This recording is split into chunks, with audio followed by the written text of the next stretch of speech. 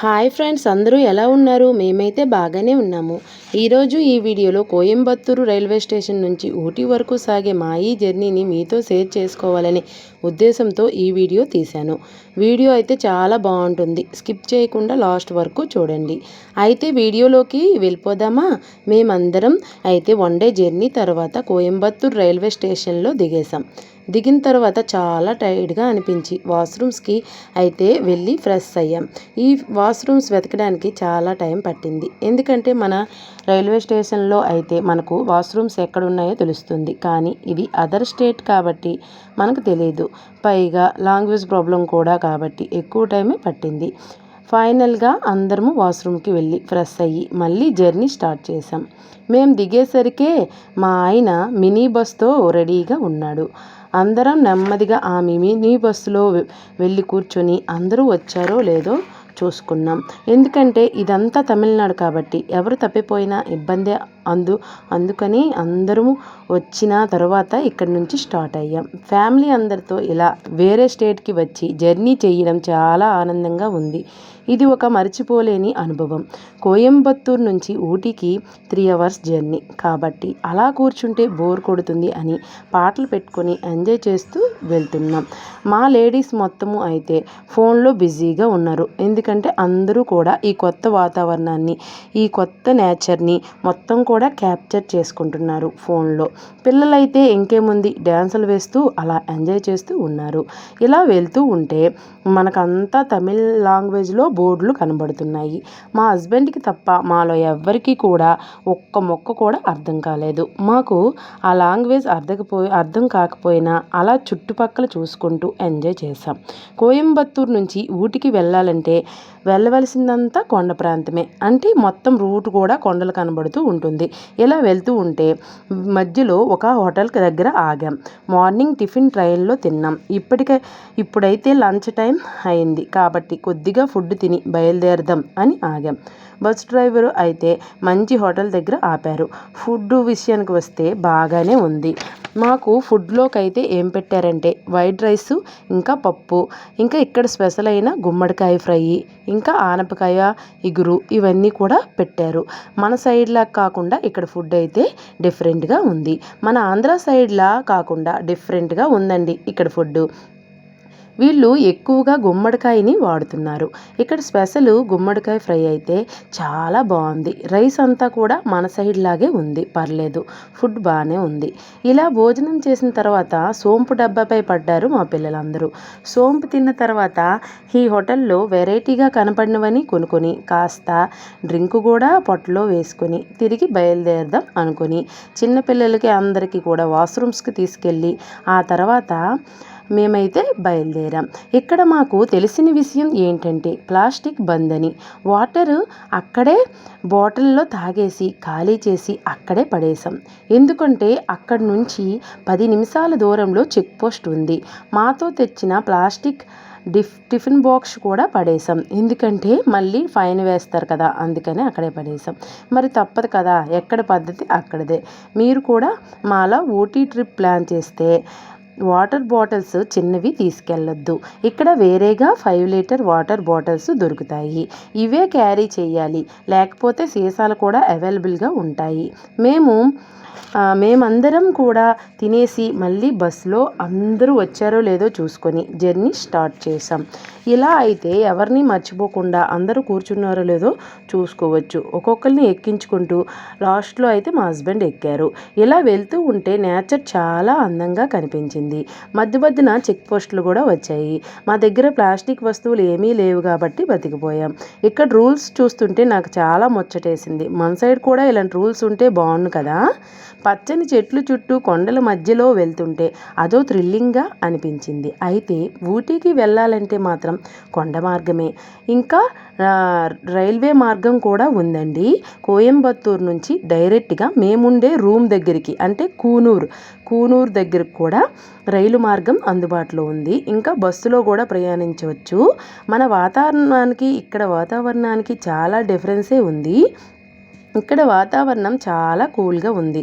ఇప్పుడు మేము ఇంకా ఊటీకి వెళ్ళలేదు, మధ్యలోనే ఉన్నాం కాబట్టి కాస్త చల్లదనం అయితే మాకు ఇక్కడ కనిపిస్తుంది.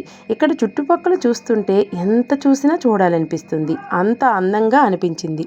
ఇక్కడ వాతావరణం, ఇక్కడ చెట్లు మన సైడ్లో కాకుండా డిఫరెంట్గా ఉన్నాయి. ఇక్కడ చుట్టుపక్కల అంతా కూడా తేమ ప్రాంతంలా ఉంది, ఎందుకంటే రోడ్డు మొత్తం కూడా తడితడిగా ఉంది. చెట్టుల్లో కూడా వాటర్ చిమ్ముతూ ఉన్నాయి. చెట్టులు కూడా పొడుగ్గా నిటారుగా అందంగా ఉన్నాయి. ఇక్కడ కొండ ప్రాంతంలో ఇల్లు కూడా డిఫరెంట్గా ఉన్నాయి, కొండ మధ్యలో కట్టుకొని ఉన్నాయి. మనం పాతకాలంలో చూస్తూ ఉంటాం కదా, పెంకుటిల్లు, రేకిల్లు, ఇవన్నీ కూడా ఈ ప్రాంతంలో కనిపిస్తూ ఉంటాయి. నా జీవితంలో ఇలాంటి ప్లేస్ని చూడడం ఇదే మొదటిసారి. ఇలా నేచర్ని ఆస్వాదిస్తూ ఉంటే మధ్య మధ్యలో చెట్లు, పొడవాటి దారమైన చెట్లు కనిపిస్తూ ఉన్నాయి. మధ్య మధ్యలో తమిళ్ భాషలో రాసి పెట్టిన బోర్డులు కూడా కనిపిస్తున్నాయి. మాకేమీ అర్థం కావట్లేదు, ఎక్కడి వరకు వచ్చాం కూడా ఏమీ తెలియట్లేదు. ఇలా నేచర్ని ఎంజాయ్ చేస్తూ వెళ్తూ ఉంటే చాలా మంచిగా అనిపించింది. ఇక్కడ మధ్య మధ్యలో మనకి ఏనుగులు, ఇంకా జింకలు, ఇవన్నీ కూడా కనిపిస్తూ ఉంటాయి. మధ్యలో ఒక నెమలు కూడా కనిపించింది. అవన్నీ క్యాప్చర్ చేసేలోగే వెళ్ళిపోయాయి, ఎందుకంటే మనం బస్సుతో వెళ్తున్నాం కాబట్టి వాటి టెన్షన్ వాటిది, మనమేమో చేస్తామేమో అనుకొని అవి నెమ్మదిగా వెళ్ళిపోయాయి. అందుకని సరిగ్గా క్యాప్చర్ చేయలేకపోయాం. ఈ రోడ్లన్నీ కూడా కొండ చుట్టూ తిరుగుతూ ఊటీకి దారి అనమాట. అందుకని మేము ప్రయాణించేటప్పుడు చాలా అలసటగా అనిపించింది. ఎందుకంటే ఇలా ప్రయాణించడం మాకైతే మొదటిసారి కదా, కళ్ళు తిరిగినట్లుగా, వామిటింగ్ వచ్చినట్టుగా అనిపించింది. ఈ బస్సులో చాలామంది వామిటింగ్ కూడా చేసుకున్నారు. ఈ కొండ ప్రాంతంలో రోడ్లన్నీ కూడా మలుపులు తిప్పుతూ ఉన్నాయి, అందుకని కొంచెం ఇబ్బందిగా అనిపించింది. కానీ ఈ చుట్టుపక్కల వాతావరణం చూస్తే మాత్రం ఆ ఇబ్బంది కాస్త తగ్గి కొంచెం మాలో చిరునవ్వు చిందేలా చేసింది. అంత బాగుంది ఇక్కడ ఉన్న వెదర్ మొత్తం కూడా. ఇక్కడ షాపులు, ఇంకా కొట్లు, ఇవన్నీ కూడా డిఫరెంట్ కట్టడాల్లాగా ఉన్నాయి. మన సైడు కట్టడాల్లాగా అస్సలకే లేవు. అయితే డ్రైవర్ అన్నతో మేము చెప్తున్నాము, చాలా టైర్డ్ అయిపోయాము, ఎక్కడైనా టీ షాప్ ఉంటే ఆపండని. చూశారు కదా, వెజిటేబుల్స్, కూరగాయలు, ఇంకా ఫ్రూట్స్, ఇవన్నీ కూడా ఎంత ఫ్రెష్గా ఉన్నాయో, ఎందుకంటే ఇక్కడ వేడి తక్కువ, చలి ఎక్కువ కాబట్టి. ఇక్కడ నిజంగా చెప్పాలంటే చాక్లెట్లు కూడా మెల్ట్ అవ్వండి, అంత చల్లగా ఉంటుంది. మేము చెప్పామో లేదో, డ్రైవర్ అన్న అయితే ఒక టీ స్టాల్ దగ్గర ఆపేశాడు. ఆపగానే మా సైన్యం అంతా కూడా దిగి ఇక్కడ ఏమేమి ఉన్నాయా అని ఆసక్తిగా చూస్తున్నాము. అప్పటి వరకు ఉన్న రెక్కంతా ఈ షాపుని చూడకని ఒక్కసారే ఎగిరిపోయింది. ఎందుకంటారా, ఇప్పుడు ఎంచక్కా టీ తాగి మళ్ళీ మా ప్రయాణాన్ని మొదలెట్టవచ్చు. చూశారు కదా, షాప్లో ఉండేవాళ్ళు చక్కగా క్యాప్స్, ఇంకా స్వెటరు వేసుకొని ఇక్కడ సేల్ చేస్తున్నారు, ఎందుకంటే ఇక్కడ వాతావరణంలో చలి ఎక్కువగా ఉంటుంది. చూశారు కదా ఫ్రెండ్స్, ఇక్కడ రకరకాల చాక్లెట్లు, టీ పొడులు, ఇవన్నీ కూడా ఉన్నాయి. కొనుక్కోవాలంటే కొనుక్కోవచ్చు. మేమైతే నార్మల్ టీ కొంతమంది తాగితే, లెమన్ టీ ఇంకొంచెం మంది తాగి, కాస్త నారింజ మిఠాయిలు కూడా తీసుకొని అలా మళ్ళీ మా ప్రయాణాన్ని మొదలుపెట్టాము. ఇలా టీ తాగి ప్రయాణించడం వల్ల మా అలసట అయితే కొంతవరకు బాగానే తగ్గింది. ఎందుకంటే ఇలా టీ తాగడం వల్ల మా మైండ్ అయితే కొంచెం ఫ్రెష్గా తయారీ, లెమన్ టీ తాగడం వల్ల వామిటింగ్స్ కూడా కొంచెం తగ్గినట్టుగా అనిపించి అందరి మొహాల్లో చిరునవ్వు అయితే కనిపించింది. పైగా అక్కడ ఉన్న చాక్లెట్స్ చూస్తే పిల్లలు ఊరికే ఆగుతారా, తినాలి, కావాలని ఒకటే ఏడుపు. పిల్లలందరికీ చెరో చాక్లెట్స్ కొనేసి అవన్నీ కూడా పట్టుకొని మళ్ళీ తిరిగి అందరూ ఉన్నారో లేదో చూసుకొని మా బస్సు ప్రయాణాన్ని అయితే మొదలుపెట్టాము. ఇలా వెళ్ళగానే ఇక్కడి నుంచి గంట జర్నీ మాత్రమే ఉందని డ్రైవర్ అన్న చెప్పారు. అప్పుడు మా మనస్సులు కొంచెం ప్రశాంతంగా అయ్యాయి, ఎందుకంటే మేము చేరుకోవలసిన ప్లేస్ అయితే కొంచెం దగ్గరలోనే ఉంది కాబట్టి ఏ టెన్షను లేదు, వామిటింగ్స్ కూడా రావడానికి వీలు లేదు అనుకుని అలా మళ్ళీ ఫోన్లో మొబైల్ని పట్టుకొని ఈ నేచర్ మొత్తాన్ని క్యాప్చర్ చేసుకుంటూ మా ప్రయాణాన్ని మొదలుపెట్టాము. మేము ఇలా క్యాప్చర్ చేస్తూ ఉంటే పిల్లలందరూ కూడా చక్కగా డ్యాన్సులు వేసుకొని పాటలు పెట్టుకొని ఎంజాయ్ చేస్తూ ఉన్నారు. చూశారు కదా ఫ్రెండ్స్, దూరం నుంచి కొండల్ని సరిగ్గా క్యాప్చర్ చేయలేకపోయాం. ఎందుకంటే చుట్టుపక్కల కూడా మొత్తం కూడా పొడవాటి మొక్కలు ఉండడంతో ఆ వీడియోలు సరిగ్గా కనిపించలేదు. వీలైనంత వరకు కూడా ఈ వీడియోలో చూపించగలిగాను. ఇది వెళ్ళే రూట్ అంతా కూడా ఊటీ రూటే. అంతా కూడా కొండ చుట్టూ తిరుగుతూ ఊటీకి చేర్చుతుందనమాట. అందుకని మా కళ్ళు కూడా ఆ విధంగా తిరిగాయి. ఎవరు ఫస్ట్ టైం వెళ్ళినా సరే తప్పకుండా కళ్ళు తిరుగుతాయి. ఎందుకంటే ఇక్కడ ఉండే రూటు ఆ విధంగా ఉందన్నమాట. ఈ విధంగా మేము వెళ్తూ ఉంటే పొడవాటి నేలగిరి చెట్లు కూడా కనిపించాయి. మన సైడు నేలగిరి చెట్లు వేరే విధంగా ఉంటాయి కదా, ఇక్కడ నేలగిరి చెట్లు అయితే తెల్లటి ఆకులతో ఉన్నాయి. ఈ మంచుకి ఈ చలికో ఏమో తెలియదు కానీ ఆ ఆకులు మొత్తం కూడా వైట్ కలర్లో మారిపోయాయి. మేము మార్నింగ్ లేవగానే చూస్తే మాత్రం చాలా ఎక్కువగా మంచు ఉంది. ఇప్పుడైతే మేము ప్రయాణం చేసేది మధ్యాహ్నం పూట కాబట్టి మంచు తగ్గి కాస్త ఎండ అయితే వచ్చింది. ఇక్కడ ఎక్కువగా ఎండ ఉండదంటండి.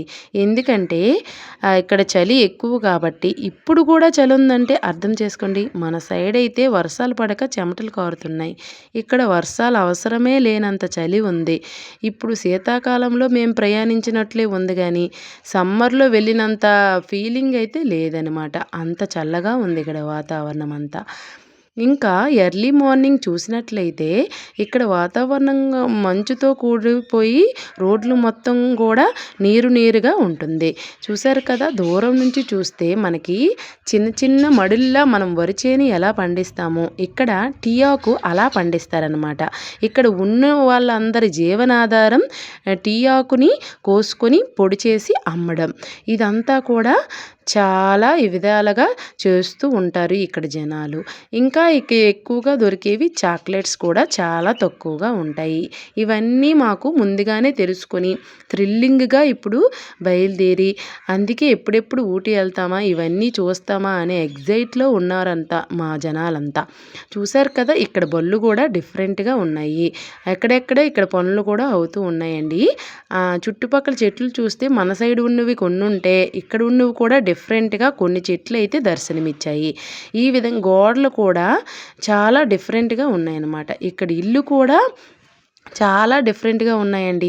పురాతన కాలంలో అప్పుడు మనోళ్ళు ఎలా రేకిల్లు పెంకిటిల్లు ఉండేవో ఆ ఇళ్ళన్నీ కూడా ఇక్కడ కనిపిస్తాయి. ఆ ఇల్లులో అయినా సరే ఇక్కడ జనాలు హ్యాపీగా ఉండగలరు. ఎందుకంటే చల్లగా ఉంటుంది కాబట్టి. ఈ చలికి ఫ్యాన్ల అవసరమే లేదు. అందుకని ఇప్పుడు ఆ రేకింట్లో అయినా పెంకిటిల్లు అయినా చక్కగా ఉండగలరు ఇక్కడ వాతావరణం బట్టి. అది ఫ్రెండ్స్, చూశారు కదా, ఇక్కడ మొక్కలు ఇవన్నీ కూడా ఎంత డిఫరెంట్గా ఉన్నాయో. ఇక్కడ ఫుడ్ కూడా మన సైడ్ లాగే ఉంది కానీ కొన్ని దగ్గరలో మన సైడ్ లాంటి ఫుడ్ ఉంది. కొన్ని దగ్గరలో అయితే నార్మల్గా తమిళనాడు సైడ్ లాగే ఉంటుంది ఫుడ్. ఈ విధంగా ప్రయాణిస్తూ ఉంటే మాకెంతో బాగా అనిపించింది. ఎందుకంటే ఊటీ వెళ్ళాలి ఇవన్నీ చూడాలి అనే ఎగ్జైట్మెంటే తప్ప మాలో ఇంకేమీ కనిపించలేదు. ఇక్కడ కనిపించే గుళ్ళు కూడా చాలా డిఫరెంట్గా ఉన్నాయన్నమాట. మన సైడ్ అంతా హెవీగా లేవు, నార్మల్గా ఉన్నాయి. ఇక్కడ ఇల్లులు కూడా చాలా సింపుల్గా ఉన్నాయి. ఎందుకంటే ఇక్కడ ఎండలు ఉండవండి. ఇక్కడ కరెంటు బిల్లు తక్కువే వస్తుందని నా అంచనా. ఎందుకంటే ఫ్యాన్లు వేయాల్సిన అవసరమే లేదు, లైట్ ఒకటి ఉంటే సరిపోతుంది. చూశారు కదా, ఇప్పుడు మనము ఊటీకి దగ్గరలో అలా వెళ్తూ ఉన్నామన్నమాట. అందుకే మనకి ఈ కార్లు చెక్ పోస్టులు ఇవన్నీ కనిపిస్తూ ఉన్నాయి. ఊటీ ఎంత చల్లగా ఉంటుందా అని మాకు ఫస్ట్ టైం అనిపించిందండి. అంత బాగుంది ఇక్కడ వాతావరణం అంతా చూస్తే. చాలా చల్లగా ఉందన్నమాట. మనకు కొంచెం కూడా చెమట అనేది అనిపించదు, అంత బాగుంది. ఇక్కడ ఒక్కొక్కటి కూడా చూడదగిన ప్లేసుల్లాగే ఉన్నాయండి. ఎందుకంటే ఇక్కడ బిల్డింగ్లు అన్నీ కూడా డిఫరెంట్గా ఉన్నాయన్నమాట. ఈ విధంగా మేము చాలా చోట్ల తిరగాలని ప్లాన్ చేసుకున్నాం. కానీ మేము ఎంతవరకు చూడగలం అనేది నెక్స్ట్ వీడియోలో కనిపిస్తూ ఉంటాయి. మేమైతే ఇక్కడ నుంచి కొంచెం దూరంలోనే ఉన్నామండి. కాబట్టి ఖచ్చితంగా ఇక్కడ నుంచి కొంచెం టైమే పడుతుంది. మేము అలా వెళ్తూ ఉంటే మాకు అయ్యప్ప స్వామి టెంపుల్ కూడా కనిపించింది. చూశారు కదా ఫ్రెండ్స్, ఎంత చిన్నగా ఎంత అలంకరణ మంచిగా ఉందో ఈ టెంపుల్. ఈ వీడియో కూడా క్యాప్చర్ చేసుకోవడానికి కారణం మా డ్రైవరేనండి. ట్రాఫిక్ ఎక్కువగా ఉండడం వల్ల అక్కడ ఆపేసాడనమాట. అందుకని మేము దీన్ని కూడా క్యాప్చర్ చేసుకోగలిగాము. ఈ విధంగా వెళ్తూ ఉంటే మాకు ఇంకా నేచర్ని ఎంజాయ్ చేయమని ఇంకా చెట్లు అన్నీ కూడా కనిపిస్తూ ఉన్నాయి. ఈ విధంగా అన్నిటికి వెళ్తూ అలా చూసుకుంటూ ఎంజాయ్ చేసుకుంటూ వెళ్తూ ఉన్నామండి. ఇలా వెళ్తూ ఉంటే మాకు చాలానే కనిపించాయండి. అందులోన ఇది మద్రాస్ రెజిమెంటల్ సెంటర్ అండి. ఇందులోనే మా హస్బెండ్ 6 నెలల పాటు ట్రైనింగ్ తీసుకున్నారు స్టార్టింగ్లో. ఇప్పుడు 24 ఇయర్స్ అయిపోయిన తర్వాత రిటైర్మెంట్కి 1 మంత్ ముందు వచ్చి ఇక్కడే ఉన్నారండి. దీన్నే మద్రాస్ రెజిమెంటల్ అని అంటారండి. ఎందుకంటే ఇందులో 111 యూనిట్ల ఉంటారండి. అంటే మద్రాస్ యూనిట్లు 111 ఉంటాయండి. అందులో మా హస్బెండ్ పనిచేసేది 28 మద్రాస్ యూనిట్. ఇందులోనే పనిచేశారనమాట. ఇప్పుడు ట్రైనింగ్ ఎవరు వచ్చినా సరే ఇక్కడే ట్రైనింగ్ తీసుకుంటారండి. ఇక్కడ ట్రైనింగ్ తీసుకుని తర్వాత ఎక్కడెక్కడ డ్యూటీలు పడితే అక్కడికి వెళ్తారనమాట. ఈ విధంగా మేము ముందు స్టార్టింగ్ రాగానే మాకు గన్ షూట్ చేసేది ఒకటి కనిపించిందండి. అక్కడే మనం అన్ని ఫోటోలు కూడా తీసుకుని అలా లోపలికి వచ్చామండి. లోపలికి రాగానే ఇక్కడ రూమ్లన్నీ కనిపిస్తున్నాయి. ఏ రూములు ఎవరు ఉంటారా అని మా హస్బెండ్ అందరికీ చెప్తూ ఉన్నారనమాట. ఎందుకంటే మాకు ఇవన్నీ కూడా తెలియదు కదండి, కొత్త. అందుకనే మా హస్బెండ్ వివరంగా చెప్తున్నారనమాట. ఇంకా ఇక్కడ ఈ ఫోటోలన్నీ పెట్టారు కదా, ఆ లోపలికైతే ఎవరైనా చూసినప్పుడు వెళ్ళనివ్వట్లేదండి. ఎందుకంటే ఇక్కడ ఫోటోలన్నిటికి కూడా చాలా ప్రత్యేకత ఉందండి. మన దేశాన్ని కాపాడే ఆర్మీ వాళ్ళు మరణించినప్పుడు పెట్టే ఫోటోలండి. అంటే అమరవీరుల ఫోటోలండి అవన్నీ కూడా. దేశం కుటుంబం కంట దేశమే ముఖ్యమని ప్రాణత్యాగం చేసే అమరవీరుల ఫోటోలండి. అర్థమైందా? ఇదంతా కూడా చాలా మంచిగా అనిపించింది చూడడానికి. ఎందుకంటే మేము ఇవన్నీ కూడా చూసి చాలా హ్యాపీగా ఫీల్ అయ్యాము. అప్పుడు మా హస్బెండ్ చెప్తున్నారనమాట, ఇవన్నీ కూడా వీళ్ళ ఫోటోలు అనమాట. డ్యూటీలో ఇలా మరణించిన వారి ఫోటోల్ని ఇక్కడ ఒక్కొక్కరు పెడతారనమాట. అంటే ఒక్కొక్కరు ఒక్కొక్క విధంగా చనిపోయిన వారనమాట. వాళ్ళందరూ కూడా అమరవీరులు. వాళ్ళందరికీ మనము ఎంతగానో రుణపడి ఉంటాం. ఎందుకంటే వాళ్ళు మన ప్రాణాలు అర్పించబట్టే మనం ఈ విధంగా ఇలా ఉన్నామన్నమాట. ఈ విధంగా మనము మద్రాస్ రెజిమెంటల్ అంతా చూసిన తర్వాత మళ్ళీ మేము మినీ బస్ ఎక్కాము. అందరూ వచ్చారో లేదో చూసుకొని మళ్ళీ స్టార్ట్ అయ్యామన్నమాట. ఇక్కడి నుంచి మాకు 1/2 అవర్ జర్నీయే ఉందండి. అంతేనండి. అందరము అందుకే చాలా హ్యాపీగా ఫీల్ అయ్యాము. ఇలా మాట్లాడుకొని అలా ఇలా పాటలు పాడుకుంటూ వచ్చామో లేదో మేము రావాల్సిన ప్లేస్కి అయితే వచ్చేసాం. ఇవేనండి మా రూమ్స్. చూశారు కదా ఎంత వెరైటీగా ఉన్నాయో. మన సైడు హోటల్ రూమ్స్ ఎలా ఉంటాయి, ఇక్కడ చూసారా ఎంత వెరైటీగా ఉన్నాయో. దేని ప్రాంతం బట్టి అలా కడుతూ ఉంటారనమాట. ఇప్పుడు మా లోపలికి వెళ్ళి చూద్దామా? చూశారు కదా మా లోపలైతే ఎన్ని బెడ్స్ ఉన్నాయో. 20 మెంబర్స్ కదా, అందుకని మా ఆయన 16 బెడ్స్ అయితే బుక్ చేశారు. ఇదంతా కూడా ఒక పెద్ద రూమ్ అండి. ఈ రూమ్కి 16 బెడ్లు వస్తాయి. ఆ బెడ్లు అయితే మాకు ఖచ్చితంగా సరిపోతాయని ఈ రూమ్ అయితే బుక్ చేశారు. ఈ రూమ్కి రాగానే మేము చాలా హ్యాపీ అయిపోయాము. ఫైనల్గా వచ్చేసాంరా దేవుడా అనుకున్నాము. ఎందుకంటే ఆ కొండ ప్రాంతంలో చుట్టూ తిప్పుతూ తెచ్చేసరికి మాలో కొంతమందికి వామిటింగ్స్ అయ్యాయి కదా, అందుకనే ఇప్పుడు చాలా హ్యాపీగా ఫీల్ అయ్యారనమాట. రూమ్స్కి వచ్చేసాం, కాస్త రెస్ట్ తీసుకోవచ్చులే అని. ఈరోజు అంతా రెస్ట్ తీసుకొని నెక్స్ట్ డే అండి మళ్ళీ మేము జర్నీ చేయాలి, ఊటీలో ఉండే ప్రదేశాలన్నీ చూడాలి. అలాగే కానీ పిల్లలు మాత్రం అస్సలు అలసిపోలేదు. రాగానే చూశారు కదా ఎంత యాక్టివ్గా పరిగెడుతూ బెడ్లన్నీ చూస్తున్నారనమాట. ఈ బెడ్ నాకు కావాలంటే నాకు కావాలి అని గొడవలు పెట్టుకుంటూ వాళ్ళు తెచ్చుకున్న చిన్న లగేజ్, ఈ బ్యాగులు, హ్యాండ్ బ్యాగ్స్ ఇవన్నీ కూడా బెడ్ల పైన పెట్టుకొని ఆపుకుంటున్నారనమాట. అంత సరదాగా ఉంటుంది పిల్లలతో. మనమైతే టైర్డ్ అయిపోతాం కానీ పిల్లలకి అస్సలు అలసటే ఉండదు.